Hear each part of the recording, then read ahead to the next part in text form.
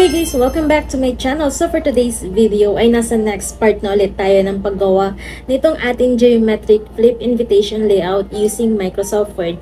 So ang ituturo ko naman this time ay yung mga i-insert natin dito sa loob ng ating invitation. And of course, ilalagay na rin natin dito yung picture. So meron dapat kayo nakaprepare na dalawang pictures. And of course, yung ibang details ng inyong wedding. So nandito yung name ng bride, groom, date, date, time, church, reception, and of course, yung sa principal sponsors dahil yun na lang yung hindi pa natin na ilalagay or nagagawa dito sa ating layout. So, i-prepare nyo na yung mga nabanggit kong yun. And isa pa, ay i-prepare nyo din yung pinakaunang ginawa natin na layout na meron ng design. So, ipapakita ko din yun dito sa aking screen para hindi kayo maguluhan kung alin nga ba yung kailangan ninyo. So, punta na ulit tayo sa aking screen at papakita ko na sa inyo or bibigay ko na yung mga instructions ko kung paano natin gagawin ito. Nandito tayo ulit ngayon sa aking screen and yung nakikita ninyo is plain na paper size lang yan. So, default paper size yan. So, ang gagawin ulit natin ay papalitan natin yung ating paper size into A4 size dahil yun yung ginagamit natin. So, pupunta ulit tayo dito sa layout, size, and then of course, hanapin natin yung A4 at yung orientation na landscape. Okay, so ito na siya. And yung sinasabi ko kanina na kailangan ninyong i-prepare ay ito yung una nating ginawa na meron ng design dahil ang gagamitin natin dito or kukuha tayo ng mga shapes na nilagay natin dito para hindi na tayo mahirapan na mag-measure and of course i-copy and paste na lang natin yon. So ito yung kakailanganin natin na naka-open. Ayan, so ipapakita ko na sa inyo kung ano yung kakailanganin natin gawin. So ang una natin gagawin is yung hexagon na malaki, yung hexagon shape, i-copy nyo yan. And then, i-paste niyo dito sa bagong document. So, palakihin ko lang ito. Ayan. So, since hindi siya makita, dahil wala siyang outline, punta tayo ngayon dito sa shape format. And sa outline, of course, yung ating favorite na light gray. Ayan. Ngayon, ilalagay na natin dito yung sa principal sponsors. So, sana naka-prepare na sa inyo yung list of principal sponsors ninyo and yung best man and maid of honor dahil yun na lang hindi natin ilalagay. So, ang gagawin na lang natin dito is pupunta ulit tayo dito. Yung secondary sponsors na nakalagay, i-copy natin yan and then i-paste natin dito. Pagkatapos, papalitan lang natin yung word ng secondary. Papalitan natin yung word na secondary ng principal. Ang gulo ko ngayon na magsalita. Okay. So, ayan na siya. Ilalagay lang natin. Ayusin lang natin ng ganyan. Next naman, ay kukunin ulit natin yung layout natin noon. And then, kakopy natin yung ito. Pagkatapos, ay ipipaste ulit natin dito sa bagong document. So, ang ilalagay natin dito is yung name ng ating mga ninong. So, i-type nyo na lang siguro dyan kung sino yung mga ninong ninyo sa list ninyo. Ayan. So, halimbawa, ito yung mga ninong ko. Basta i-lista nyo na lang yung mga ninong nyo dyan. Dahil ako sample lang naman ito, kaya ito na lang yung mga ilalagay ko. Okay. So, halimbawa, nailagay na natin yung list ng ating ninong. Ngayon naman, ang gagawin natin ay i-enter natin and then ilagay natin yung word na best man. So, katulad doon sa secondary sponsor, yung word na best man, dapat naka-small letters lang siya or yung first word, or yung first letter lang yung naka-capital. And then, ilagay natin yung name ni best man. So, halimbawa, ito yung name ni best man. Next, ay i-highlight natin yung word na best man. And then, punta tayo dito at papalitan natin yung kanyang font style into Edwardian script. And papalitan natin yung kanyang size into 20. Next naman ay ika-copy and paste natin ito. At ang gagawin naman natin ngayon ay i-left alignment natin siya. Ayan. And then, of course, papalitan natin ng list ng ating mga ninang. So, papalitan ko to ng pangalan ni ninang.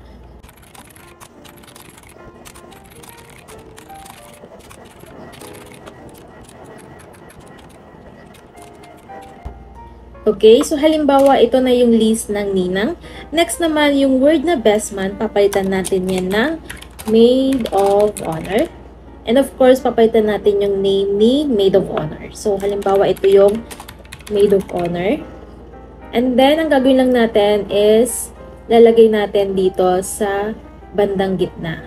So, ayusin lang natin sila. Dapat ay magkapantay itong dalawang ito.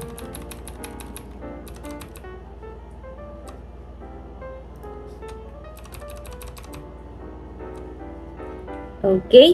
Next naman ay gumawa na ako ng sample kanina and hindi kakasya lahat yung kakailanganin natin dito. So, ang gagawin ko is i-click ko lahat sila. Kumbaga, i-highlight natin silang lahat. So, yung principal sponsors, yung sa list ng ninang, ninong, and yung ating hexagon. So, ang gagawin lang natin dyan is i-right click natin, group natin siya. Okay? Para maging isang image na lang sila. Dahil mamaya, i-rotate natin yan. Next naman ay, i-click natin yung hexagon. Yung hexagon lang talaga. So, ayan. Copy. And then, i-paste natin siya. Ayan na siya. Next naman ay lalagay na natin dito yung details ng wedding. So, lagay ko lang siya banda dito para sure ako nakakasya siya. Next ay, ito, yung sa may ninong. Kukunin ko lang siya, copy, and then paste. And, isi-center alignment ko lang siya. Ngayon, pwede nyong kopyahin yung wordings na ilalagay ko dito. Pero kung sakali man na meron kayong ibang wordings, pwedeng yun na lang yung gayahin ninyo. Pero kung gusto niyo yung sa akin, pwede din. So, halimbawa ito, together with their families. Name ni groom and name ni bride,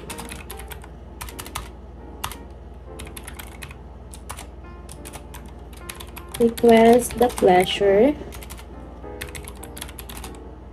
of your presence as they joyfully unite in marriage. Yung day, halimbawa Sunday. Yung date, halimbawa ay March 31, 2024. And yung time ng wedding, AM. And then, lagay natin dito yung church. So, halimbawa ito yung church. St.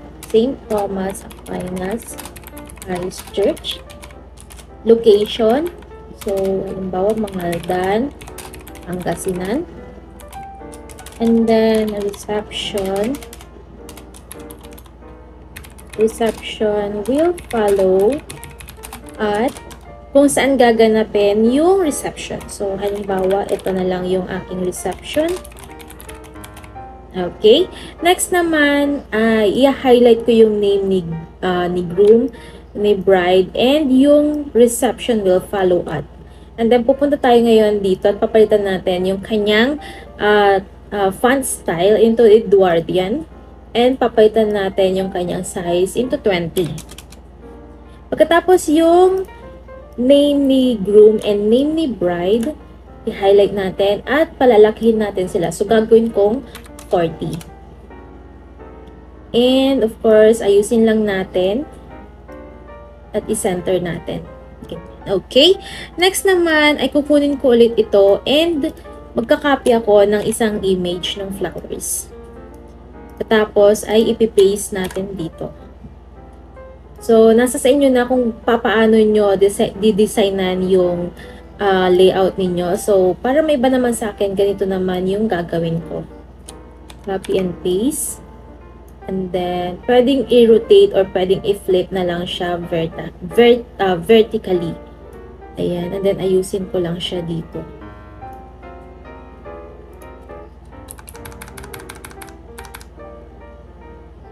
Ayan. And, kung nakikita ninyo is natatakpan yung wordings dito, punta lang tayo ng layout. And then, of course, i-bring forward lang natin sila. Or pwede din na medyo paliitin natin yung image natin or yung mga bulaklak para hindi natatabunan yung wordings dahil mas importante yung wordings na mabasa. So, ayan, tulad nito, napabasa na siya. ayusin na lang natin ng kaunti yung design natin. Ayan. So, okay na ako sa ganyan. So, ang gagawin na lang natin is etong sa principal sponsors, i-rotate ko na lang siya para magkasya pa yung dalawang picture. So, i-rotate ko siyang ganyan.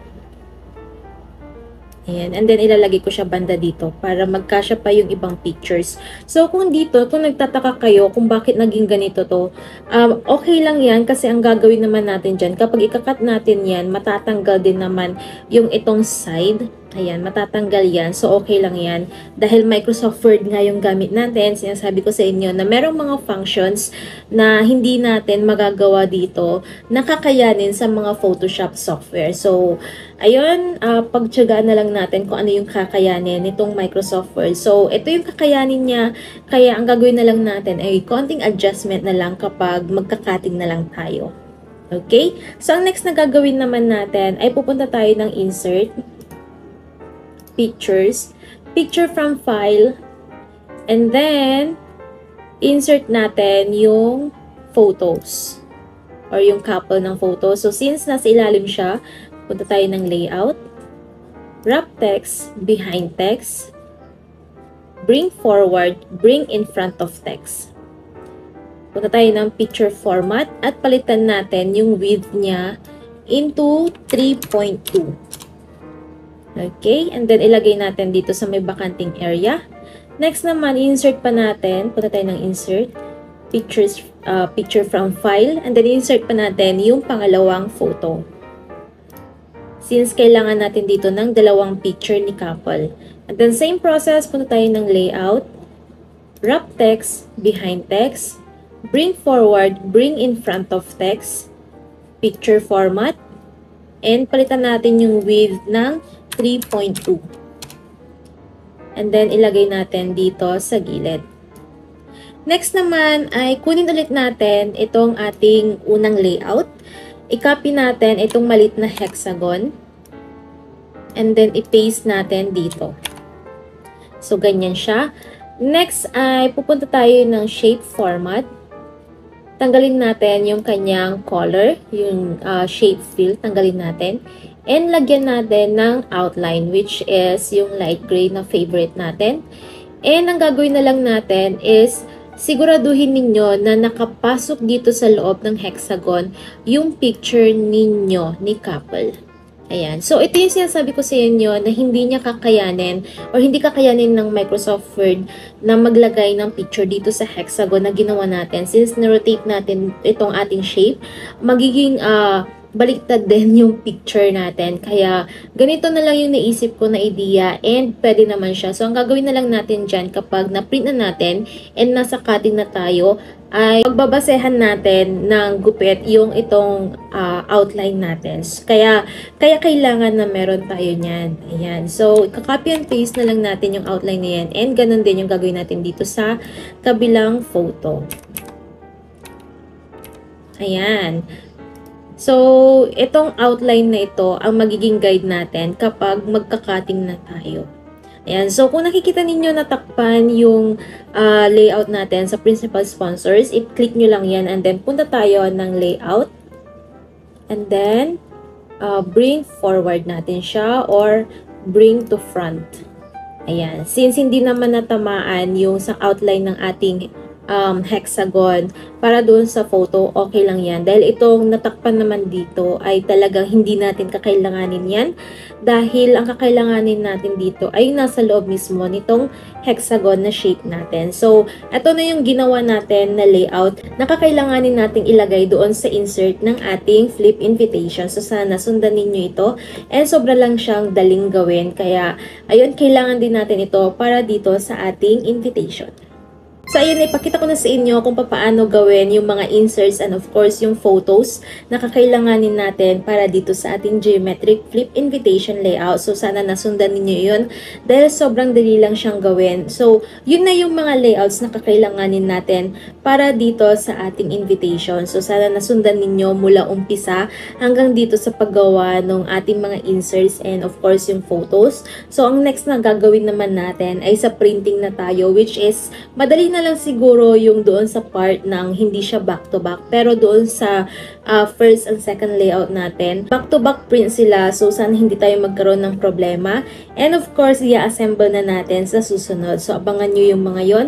So, for today's video ay sana nagustuhan nyo yung ginawa ko or yung pinakita ko sa inyo na layout na kakailanganin natin dito sa insert ng ating invitation. So, sana gusto nyo yun. And kung may mga request and suggestion pa kayo, mag-comment lang kayo dyan sa baba at gagawin natin yan ng video. Again, thank you so much for watching and see you sa aking next video. Don't forget to like and subscribe. Bye!